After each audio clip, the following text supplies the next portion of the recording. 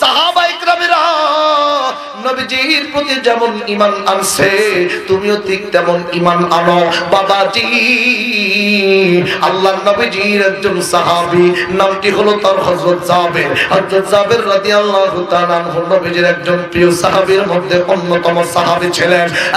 বাবাজি জাবের রাদিয়াল্লাহু তাআলা বাইরে সারাদিন কাজকর্ম করিয়া এইবার রাতের বেলা বাড়িতে ফিরছে। গভীর রাত্রিতে বাড়িতে ফিরছে, ফেরার পরে দেখে দুটি বাচ্চা, বড় সন্তান মারুফ বিল্লাহ আর ছোট বাচ্চা মাসুম বিল্লাহ, দুইটা বাচ্চা পাশের ঘরে ঘুমাইছে। আর এইদিকে ঘরের ভিতরে এক কোণার মধ্যে চোখের উপরে গালের মধ্যে হাত দিয়ে বিবি চুপ করে বসে আছে। জাবের এবার বিবির কাছে গিয়া ডাক দিয়ে বলল, বিবি রে কি হয়েছে তোমার, কি হয়েছে, কিসের এত টেনশন? বিবি ডাকতে বলল, স্বামী গো কয়েকটা দিন হইয়া যায় আমার মাথার মধ্যে একটা টেনশন শুধু ঘুরঘুর করে, একটা চিন্তা আমার ভিতরে শুধু কাজ করতেছে। স্বামী ডাকতে বলল, বিবি কি টেনশন বলো তো দেখি। এই বাপ বিবি ডাকতে বলল, স্বামী গো আপনারা তো পুরুষ মানুষ, আপনারা তো নবীকে পাইছেন, নবীজির ওযুর পানি পাইছেন, নবীজির হাতের সঙ্গে হাত লাগাইয়া মুসাফা করতে পারেন, নবীজির সাথে মোলাকাত কোলাকুলি করতে পারেন, নবীজির সামনে বসে নবীজির চেহারা মোবারক দেখে বয়ান শুনতে পারেন, ওগো নবীজির সাহাবী। কিন্তু আমরা মহিলা মানুষ, আমরা তো নবীকে পাই না, নবীজির হাতের সঙ্গে হাত লাগাইয়া মুসাফা করতেও আমরা পারি না। ওগো নবীজির সাহাবী, আপনারা তো দুনিয়াতে নবীজির সেবা খেদমত করে জান্নাতে যাওয়ার জন্য রাস্তা সহজ করছেন, আমরা মহিলা মানুষ, আমরা তো জান্নাতে যেতে পারবো না তাহলে, কারণ আমরা তো নবীজির সেবা করতে পারি না। ওগো নবীজির সাহাবী, আমাদেরও মনটা চাই আমরাও নবীজির সেবা করে আল্লাহর জান্নাতে যেতে চাই। জোরে কন্যা সুবহানাল্লাহ। হযরত জাবের এবার ডাক দিয়ে বলল, বিবি রে কেমনে তুমি নবীজির সেবা করবা? বিবি এবার ডাক দিয়ে বলল, স্বামী গো আমার কয়েকটা দিন ধরে মনের মধ্যে একটা আশা, আমি নিজ হাতে রান্না করিয়া দয়ার নবী মায়ের নবীকে একটা বেলা দাওয়াত করিয়া আমার বাড়িতে একটা বেলা আমি খাওয়াইতে চাই নিজ হাতে রান্না করিয়া। স্বামী এবার ডাক দিয়ে বলল, বিবি রে আমি তো নবীজির পিছনে ফজরের নামাজ আদায় করব, নামাজ পড়ে নবীজির কাছে দাওয়াত পৌঁছাই দিব, নবীজি যদি দাওয়াত কবুল করে তবেই তোমার মনের আশা পূর্ণ হবে। বিবি রে এইবার সকালবেলা ফজরের সময় নবীজির পিছনে নামাজ আদায় করিয়া নবীজির কাছে এইবার জাবের দাওয়াত পৌঁছাই দিল। জাবের এবার দাওয়াত কবুল করলো। এক দৌড় দিয়ে জাবের সাহাবী বাড়িতে আইসা বিবি রে ডাকতে বলে, বিবি রে নবীজি তো দাওয়াত কবুল করছে, দুপুরবেলা আসবে, চলো চলো তাড়াতাড়ি খাবার দাবারের আয়োজন করতে হবে।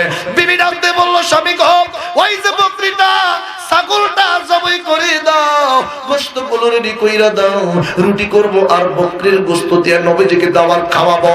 বাবাজি একটু গভীর মনোযোগ দেন, দিনটা দেখেন নরম করতে পারেন কিনা, দুটি চোখের পানি নরম করে দিয়ে ছেড়ে দিতে পারেন কিনা দেখেন বন্ধু আমার, ভাইরা আমার বন্ধুগণ। এইবার জাবের সাহাবী ডাকতে বলল, বকরিটা জবাই করতে গেলে তো আরো একজন লাগবে, কিন্তু বাজান ছোট সন্তান মাসুম বিল্লাহ বাড়িতে নাই, বাইরে খেলতে গেছে, আর বড় সন্তান মারুফ বিল্লাহ বাড়ির উঠানেই আছে। যাবে ডাকতে বলল, মারুফ বিল্লাহ রে এইদিকে বাবা আয়, আয় রে আয়, তাড়াতাড়ি আমার সঙ্গে বকরিটা ধর, আমি জবাই করব, নবীজি দুপুরবেলা আসবে। এইবার মারুফ বিল্লাহ বড় সন্তান বাচ্চাটা ধরলো, আর বিশ্ব নবীজির সাহাবী জবাই করে গোশতগুলো বানাইয়া বিবিরে ডাকতে বলে, বিবি রে বিবি রে সুন্দর করে রান্না করো, আর আমি জাবির আগে সকালে চলে গেলাম, দুপুর বেলা বিশ্ব নবীকে নিয়ে একসঙ্গে বাড়িতে আসবো, এর আগে আমি আসবো না, তুমি সব কিছু রেডি করো। এইবার বিবি মনের আনন্দে পাকের ঘরে গিয়ে রান্না শুরু করলো, আর বড় সন্তান মারুফ বিল্লাহ চুপ করে উঠানের মধ্যে বসে আছে। এর কিছুক্ষণ পরই আমার ভাইরা বন্ধুরি জাবেরের ছোট সন্তান মাসুম মিল্লা বাইরে থেকে বাড়িতে ঢুকছে, ঢোকার পরে নজর করে দেখে উঠানের মধ্যে রক্ত দেখা যায়। মাসুম মিল্লা ডাক দিয়ে বলল, বড় ভাই কিসের রক্ত দেখা যায়? বড় ভাই ডাক দিয়ে বলো, ছোট ভাই রে তুমি কি জানো না আব্বা এবং আব্বা মিলিয়া বিশ্ব নবীকে দাওয়াত দিয়েছে দুপুর বেলা খাইতে আসবে, আর তোমার যে আদরের ছাগলটা ছিল এই ছাগলটা আব্বা জবাই করছে, এই গোশত দিয়ে নবীজি খাইবো, নবীজির প্রেমে এই ছাগলটা আব্বা জবাই করছে। এইবার ছোট্ট সন্তান মাসুম মিল্লার মনটা খারাপ। বড় সন্তান ডাকতে বলল, ছোট ভাই তোমার মনটা কি খারাপ হয়ে গেল রে ভাই? ছোট ভাই এবার ডাকতে বলল, বড় ভাই গো আমার মনটা এই জন্য খারাপ হয় নাই, আমার মনটা খারাপ হওয়ার পিছনে কারণ হলো আমার আব্বা আমার নবীর প্রেমের বকরিটা জবাই করছে, কিন্তু আমি মাসুম বিল্লাহ আমি বাড়িতে ছিলাম না, নবীর প্রেমে কেমন করে জবাই করলো এই দৃশ্যটা আমি দেখতে পারলাম না। বড় ভাই মাসুম বিল্লাহ, বড় ভাই রে তোমার কাছে একটা আবেদন, বড় ভাইয়া তুমি আমার দেখাই দাও কেমন করে আব্বা বকরিরা জবাই করছে। এইবার বড় সন্তান মারুবিল্লাহ হাতের মধ্যে দিয়ে এইভাবে দেখাই দিল যে আল্লাহু আকবার আল্লাহু আকবার বলে জবাই করছে। মাসুম বিল্লাহ বলল, বড় ভাই না না না এইভাবে দেখাইলে হইব না, কারণ আব্বা তো হাত দিয়ে এইভাবে করে নাই, আব্বা তো ছুরি দিয়ে জবাই করছে, যেই ছুরি দিয়ে আব্বা বকরি জবাই করছে আমারে তুমি ওই ছুরি দিয়ে দেখাই দেও। এইবার বড় ভাই ঘরের ভিতর গেল, ভাই সংক্ষিপ্ত ভাবে বলছি খেয়াল করেন, ঘরের ভিতর যাইয়া এইবার ছুরিটা বের করলো, বের করিয়া হাতের উল্টা দিকের মধ্যে দিয়ে ছুরিটা দেখাইলো। মাসুম মিল্লাহ ডাকতে বলল, বড় ভাই না না আব্বা তো হাতের মধ্যে জবাই করে নাই, আব্বা তো গলার মধ্যে পোঁচ দিয়ে জবাই করছে, আমারে তুমি দেখাই দাও আব্বা কেমন করে বকরিটা গলার মধ্যে জবাই করছে। ছোট ভাই বড় ভাই ডাকতে বললো, ছোট ভাই রে আর তো কোনো বকরি নাই, তোমার গলা কেমন করে তোমাকে আমি গলার মধ্যে বাজাই দিয়ে দেখাবো যে আব্বা এমন করে জবাই করছে। মাসুম মিল্লাহ ডাকতে বলল, বড় ভাই বকরির তো দরকার নাই, এই তো আমি মাসুম মিল্লাহ আছি, আমি ছাগলের মতো করে জমিনের মধ্যে শুয়ে পড়তেছি। আর বড় ভাই তুমি আমার গলার মধ্যে গো ছুরিটা বাজাই দিও, আমারে তুমি দেখাই দাও আব্বা কেমন করে বকরি জবাই করছে। বাবাজি এইবার বন্ধুরি ছোট সন্তান মাসুম বিল্লাহ জমিনের মধ্যে শুয়ে পড়ছে, আর বড় সন্তান ছুরিটা উপরের দিক থেকে একটা করে উপর থেকে বলল যে ভাই দেখ এইভাবে এইভাবে জবাই করছে। ছোট ভাই নাসর বান্দাও ডাকতে বলল, বড় ভাই গাও আব্বা তো গলার উপর থেকে এক হাত উপর থেকে তৈরি করে আল্লাহু আকবার বলে জবাই করে, আব্বা তো গলার মধ্যে পোঁচ দিয়ে জবাই করছে।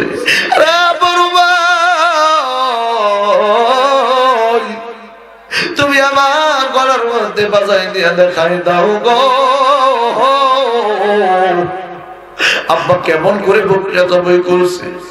এইবার বড় ভাই ডাকতে বলো, ছোট ভাই তোর গলার মধ্যে বাজাই দিলে তুই তো জবাই হয়ে যাবি, দুনিয়া থেকে বিদায় নিবি।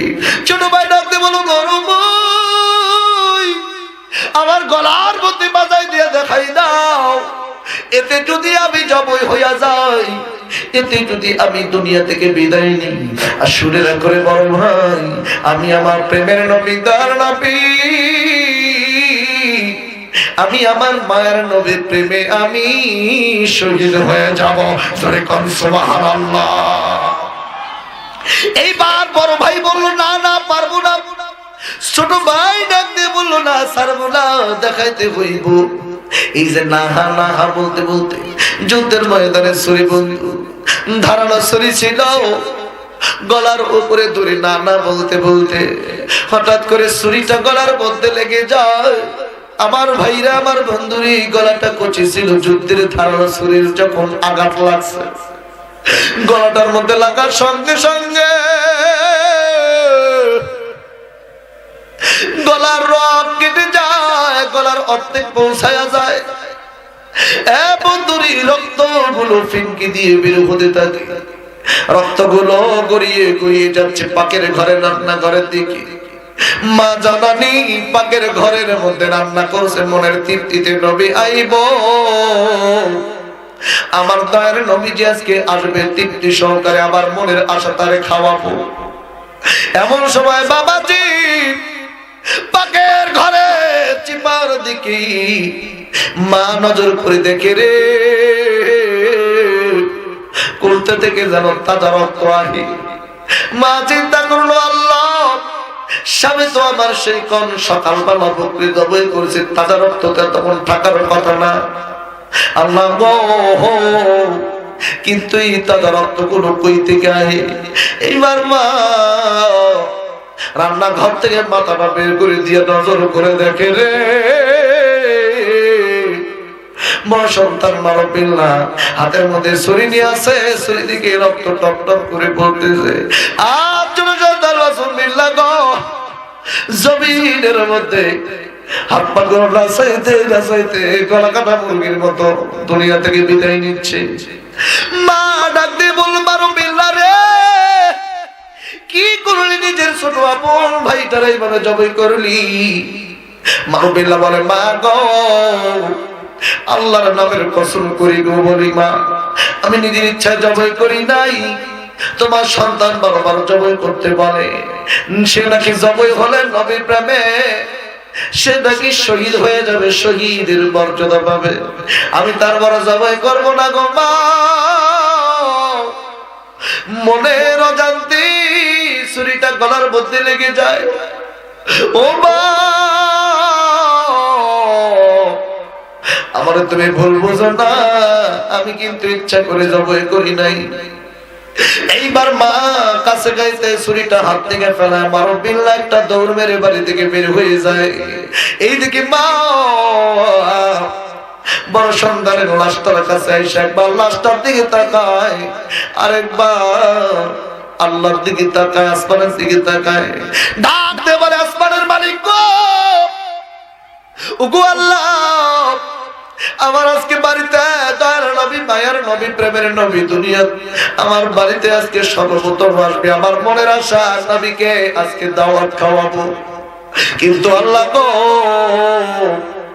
আমার কলিজার টুকরা ছোট সন্তান বাচ্চাটা আজকে গলা কাটে অবস্থায় জমিনে পড়ে আছে। ওগো আল্লাহ, নজর করে দেখলো আজান হয়েছে, নামাজ হবে, এখন বিশ্বনবীজি হয়তো আসবে, কিন্তু বড় সন্তান মারবিল্লাহ কোথায় চলে গেল? বড় সন্তানের দরকার, বড় সন্তানের খোঁজার জন্য এইবার বাড়ি থেকে বের হলো। আমার ভাইরা সব জায়গায় খোঁজে, কোথাও বড় সন্তানরে পায় না। হঠাৎ করে নজর করে দেখিনি বড় সন্তান উঁচা একটা পাহাড়ের উপর চুপ করে বসে আছে। নিচ থেকে মা ডাক দিয়ে বললো, পাহাড়ের উপরে চইরা বইরা আসছ কেন রে বাবা? চল বাড়িতে, আমি তোর উপর আর রাগ নাই, আমি আমার ভাগ্যের পরীক্ষার উপর ছেড়ে দিয়েছি। বড় সন্তান ডাকতে বললো, মা গো, ও মা তুমি আমার ডেকো না গো মা, তুমি চলে যাও, তোমার সঙ্গে আমার আর দেখা হবে না গো মা। কেন, কি হয়েছে? মা গো আমার ছোট ভাই মাসুম বিল্লাহ নবীর প্রেমে যদি শহীদ হতে পারে, আমারও তো নবীর প্রেম আছে, আমার ভিতরে নবীর ভালোবাসা আছে, আমি আমার ছোট ভাইয়ের মতো নবীর প্রেমে শহীদ হতে পারবো না কেন? আল্লাহু আকবার। ও মা চলে যাও, আর দেখা হবে না। মা জননী এইবার আসলটা বিছাই দেয়, দিয়া ডাক দিয়ে বলল, মারবিল্লাহ রে তুই কি জানিস আমি মা? একটা মা মায়ের গর্ভের মধ্যে সন্তান যখন 10 মাস 10টা দিন রাখে রে, ওই মা জানে মায়ের কি কষ্ট, মায়ের কি বেদনা। এ বন্ধুরি এইবার মা আগের বারের মতো নিজের মনটা বুঝাইয়া দুটি বাচ্চার লাশ একই সঙ্গে মাথার নিচে রাখলো। এইদিকে দুপুর বেলা নামাজ শেষ করে নবীজি আইছে, বসতে দিয়েছে নবীজির সামনে। আমার ভাইরা, আমার বন্ধুগণ দস্তারখানা দিয়ে খাবার পরিবেশন করছে। দয়ার নবী এবার রুটি সিরাপ গোশত ভরিয়া বুকের মধ্যে দিতে যাবে গো। এমন সময় জিব্রাইলকে বিশ্ব নবীজির কাছে আল্লাহ পাঠায় দিয়ে বলে, জিব্রাইল আমার বন্ধুকে গিয়ে বল, যেই বাড়িতে বসিও আমার বন্ধু খাবার খাইতেছে, ওই বাড়ির দুইটা সন্তান আছে, একটা মারুবিল্লা আর একটা মাসুবিল্লা, দুইটা বাচ্চাকে সারা যেন আমার বন্ধু যেন খাবার না খায়, একই সঙ্গে দুই পাশে নিয়ে যেন বন্ধু খাবার খায়। জোরে কান সুবহানাল্লাহ। দুইটা বাচ্চা যে দুনিয়াতে নাই এটা আল্লাহ জানে নাকি? কথা বলে না। দুইটা বাচ্চা যে বাড়িতে নেই এটা কি আল্লাহ জানে?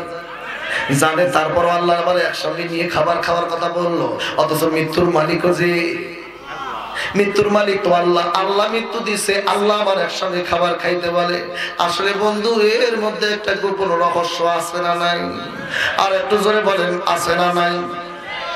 দেখে রাত অনেক হয়েছে, আর না যাই, একটা আছে 1 ঘন্টা লস টাইম ওয়াজ করে দিচ্ছে। হ্যাঁ, এত রাত পর্যন্ত ওয়াজ করলে হবে? ফজরের নামাজ আছে না? হ্যাঁ, কথা বলেন না কেন? চলে কন ফজর নামাজ পড়ে চলে যাবেন, বক্তা কাছে তক্তা বানিয়ে ফেলাবেন, তাই তো? আমার ভাইরা বন্ধুরে, এইবার বিশ্ব নবীজি যখন রুটিটা মুখের মধ্যে দিতে যাইব, জিব্রাইল আয়েশা কানে কানে ডাক দিয়ে বলল, ইয়া রাসূলুল্লাহ আপনি আগে খাবেন না, আল্লাহ খাইতে মানা করছে। কারণ আল্লাহ বলছে এই বাচ্চা বাড়িতে দুটো বাচ্চা আছে, একসঙ্গে নিয়ে খাবার খাইতে পাইব। নবী এবার রুটিটা মুখের সামনে থেকে নামায় জামিনে ডাক দিয়ে বলল, নবী গো, মুখের মধ্যে খাবার নিবেন, সেই খাবার মুখের সামনে থেকে নামাইলেন, কারণটা কি? আল্লাহ নবী ডাক দিয়ে বলে যাবে, রে তোমার না দুইটা বাচ্চা আছে, তোমার না দুইটা সন্তান আছে, ডাক দাও একসঙ্গে নিয়ে আমি খাবার খাইবো। জাবের বিবির কাছে গেল, রান্নাঘর থেকে ডাক দিয়ে বলল, ও বিবি দুইটা বাচ্চা কোথায়, তাড়াতাড়ি ডাক দাও, নবীজি নিয়ে খাইবো। বিবি চিন্তা করলো সত্য কথা বলে দিবে। এখন যদি আমি বলি সন্তান দুইটা বাড়িতে জীবিত নাই, তাইলে তো নবীজির দাওয়াত খাওয়া হইব না। আল্লাহ একটা কথা বলে দেব, তুমি মাফ করো। স্বামীকে ডাক দিয়ে বললো, স্বামী গো, নবীকে গিয়ে বলবেন নবীজি যেন তাড়াতাড়ি খাবার খায়, দুইটা বাচ্চা বাড়িতে নাই, দূরে গেছে, দূরে খেলতে গেছে। এই বাচ্চাদের বিশ্ব নবীজির কাছে আসিয়া ডাক দিয়ে বললো, নবী গো, ইয়া রাসূলুল্লাহ, ইয়া হাবিবাল্লাহ, আপনি খাবার খান, দুইটা বাচ্চা বাড়িতে নাই, পরে খাইবনি। এইবার নবী ডাকতে বললেন যে, ও জাবের গো, ও আমার সাহাবী জাবের, তুমি কি মনে করেছ আমি নবীজি নিজ থেকে বলেছি তোমার দুইটা বাচ্চাকে নিয়ে একসঙ্গে খাবার খাবে? এটা আমি নবীজির কথা না, এটা আমি বলি নাই, এটা বলেছে আমার মাওলা। জাবের এবার হাসতে হাসতে খুশি হইয়া বিবির কাছে গিয়া বিবিরে ডাক দিয়ে বললো, বিবিরে, ও বিবি, শুনছনি কপাল তো খুলে গেছে, আল্লাহ নাকি আমার দুইটা বাচ্চার নাম নিয়ে একসঙ্গে নবীজির সঙ্গে খাবার খাওয়ার হুকুম দিছে। আমরা তো রাজি এবং আল্লাহর কাছে খুশি হয়ে গেছে, আল্লাহ আমাদের প্রতি রাজি খুশি হয়ে গেছে। স্বামী হাসে বাইরে থেকে, কিন্তু বিবি তো জানে, বিবি কান্দে, আর কোনো কথা বলে না। আর ডাকতে বলে, আল্লাহ দুনিয়ার সবাইরে ফাঁকি দেওয়া যাবে, কিন্তু একজনের ফাঁকি দেওয়া যাবে না। বলেন না তিনি কে? সবাইরে ধোঁকা দেওয়া যায়, একজনকে ধোঁকা দেওয়া যায় না, তিনি কে? আর একটু জোরে বলেন, তিনি কে? এই বন্ধু একবার বিবি কোনো কথা বলে না, শুধু হুদরে হুদরে কান্দে। স্বামী এবার ঘরের ভিতর প্রবেশ করিয়া বিবির মুখে মুখে করলো, মুখের দিকে যখন করে নজর করে দেখে বিবির গালগুলো লাল হয়ে গেছে, চোখগুলো ফুলে গেছে, লাল হয়ে গেছে, বড় বড় হয়ে গেছে, কান্না হয়তো দীর্ঘ সময় ধরে করছে। ডাকতে বলে, বিবি রে, কান্না করছো কেন? তোমার আজকে খুশির দিন। বিবি ডাকতে বললো, স্বামী গো, খুশির দিন হইলেও নিজেরই তো কন্ট্রোল করতে পারছি না। ও গো স্বামী, দুইটা বাচ্চার একটু চাইছে, কোথায় থেকে পাবো গো? ওই যে তোমার দুইটা বাচ্চা, একজন মাজার নিচে, দুইজনই মাজার নিচে, একজন নবীর প্রেমে আমার ভাইরা জবাই হয়ে শহীদ হয়েছে, আর একজন পাহাড় থেকে ঝাঁপ দিয়ে শহীদ হয়েছে। কোথায় পাবো তোমার দুইটা বাচ্চারে? এই বাচ্চাদের দুইটা লাশের দিকে তাকাইয়া উপরে কান্না দিয়ে ওঠে। বাহির থেকে নবীজি ডাক দিয়ে বললো, যাবে রে, কি হয়েছে? কেন কান্দ? কি হয়েছে রে? জাবের বাড়িতে বাইরে আইসা নবীজির হাত ধরে বলে, নবী গো, ইয়া রাসূলুল্লাহ, ও গো দয়ার নবীজি, কেমনে দুইটা বাচ্চা আপনার সঙ্গে খাবার খাইব? কারণ আমার দুইটা কলিজার টুকরা সন্তান দুনিয়াতে জীবিত নাই, আপনার প্রেমে শহীদ হয়েছে নবী গো। আর যে কোনদিন আমার বাবা বাবা বলে ডাকবে না, আর কোনদিন মা বলে ডাকবে না। নবীজি বলল, লাশ দুইটা বাইরে বাইর করো। লাশ দুইটা বাইরে বাইর করলো। এরপরে নবীজি চাটাইয়ের মুখটা খুলতে বললো। চাটাইয়ের মুখটা কইলা নজর করে দেখেনি, দুইটা বাচ্চার চেহারা পূর্ণিমার চাঁদের মতো জ্বলতেছে।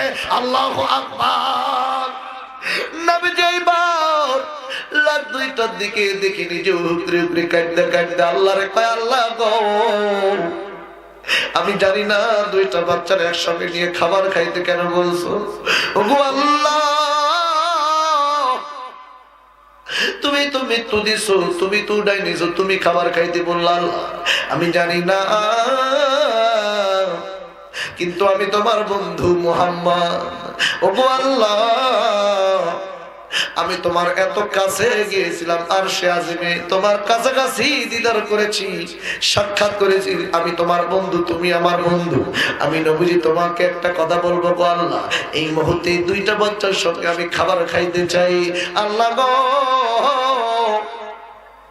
আমি নবীজি যদি এই দুইটা বাচ্চার সঙ্গে খাবার খাইতে না পারি, আমি নবী একটা ফোঁটা খাবারও খাবো না, একজন পরিবার খাবার খাবো না। আল্লাহ দরবারে কাঁদতে কাঁদতে নবীজির দাড়ি মুবারক ভিজে গেছে, বুকটাও ভিজে গেছে। হাজার হাজার ফেরেশতারা নেমে এসেছে, সবাই ডুকরে ডুকরে নবীজির কান্না দেখে কান্দে। মাও কান্দে, বাবা কান্দে গো।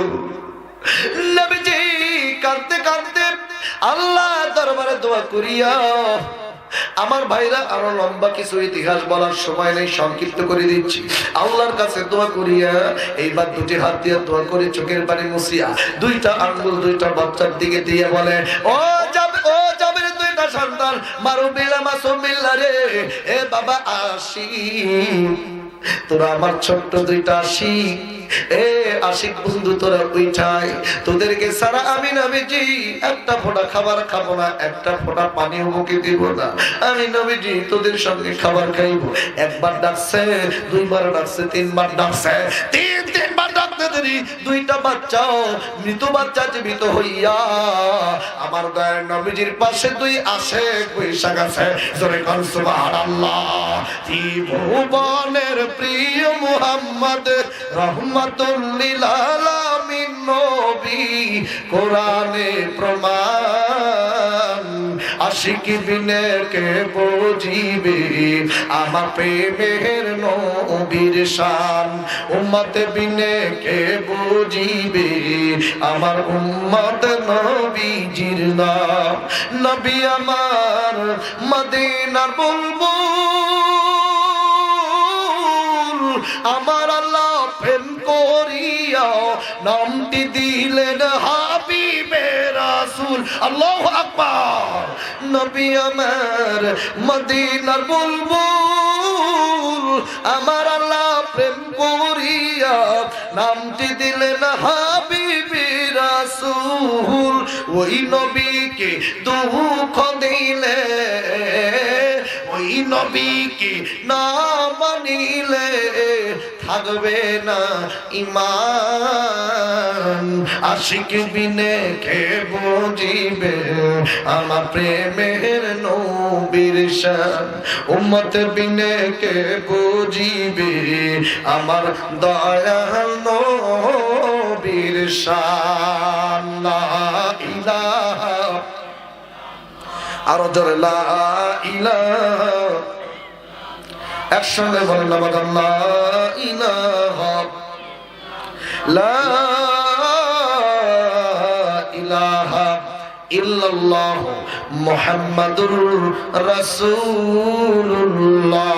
সকলে বলি সাল্লাল্লাহু আলাইহি ওয়াসাল্লাম।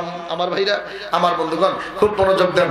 আমি আলোচনার সমাপ্ত টানছি, তো সমাপ্ত টানার পূর্বে আপনাদের জন্য দুইটা বিষয় আমি শুধু বলবো, দুইটা পয়েন্টে বলেই ইনশাআল্লাহ শেষ করছি। এক নাম্বার হচ্ছে, অনেকে দান করেছেন, যদি কেউ, আমি মুসাফির ব্যক্তি, অনেক দূর থেকে এসেছি, কেউ যদি দান করতে চান আমার হাতে এসে 100, 200, 500, 1000 দিয়ে যাবেন, বাধ্যতামূলক না। কেউ যদি মহাব্বত করে দান করেন, রাসূল বলেছে মুসাফিরের হাতে যে দানটা করা হয় ওই দানটা আল্লাহ বিনা পন্থায় কবুল করে নেন।